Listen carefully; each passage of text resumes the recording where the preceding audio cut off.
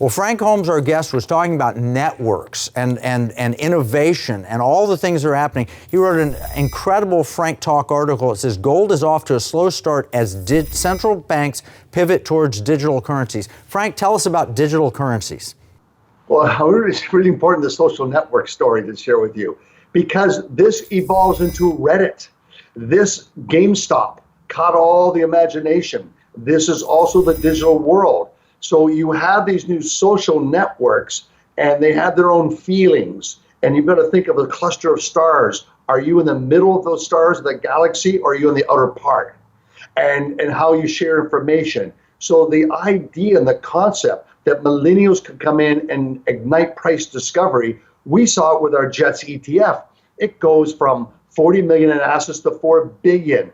And all those millennials came in at the bottom, and Buffett gets out. Now, Buffett's just way out of, and Charlie Munger, trash talking Robinhood. We know the data that 25,000 of them bought at $12 and it went to 28.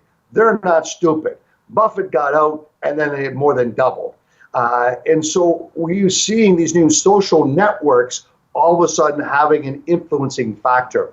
They've really not caught on to gold as that big, important asset class, these millennials, but it's just a matter of time, because gold is like the ballast in a ship. Think of the global economic scene and that big sail out there. You need to have something so the sail doesn't tip over. Historically, it's been gold, and I think that that's not going to go away. The bigger the ship, the deeper, the heavier the ballast has to be. So I would stay very, very constructively 10% weighting. The volatility of gold is less than the S&P 500, and it is substantially less than crypto or Tesla. So when you're investing in these cryptos or Tesla, it's disruptive technology, and they're always, as early adopters, more volatile. So you have to make sure that you balance yourself. So I keep advocating a 10% weighting in gold and rebalance, a 2% weighting in digital. Excellent. Well, let's talk digital for a bit. You mentioned Metcalfe's Law, and you put a little video on it. We'll put a link to it in our economic battle plan. But can you describe what happens when you create something like this? What does Metcalfe's Law teach us? So Metcalfe's Law is basically says that if you limit supply and the number of interested parties trust it, then the price grows exponentially, or the users grow exponentially. And it's about trust. So if people trust gold and more people buy it, we saw the GLD allowed people to buy fractions of gold. So what we've seen with Bitcoin this time last year, and what so was profound about Bitcoin, it's capped at 21 million ounces, if you want to think of it that way. It's capped. And more people are believing and trusting it. Now, it's very hard for Buffett and Munger to grasp the concept, but as a natural resource expert in this space, I can share with you a phenomenal story. It's called diamonds. In 1947, the Oppenheimers basically formed a cartel and limited supply, like 21 million coins. That's all there's going to be. And then they started saying this intangible thing called love is verified with a diamond.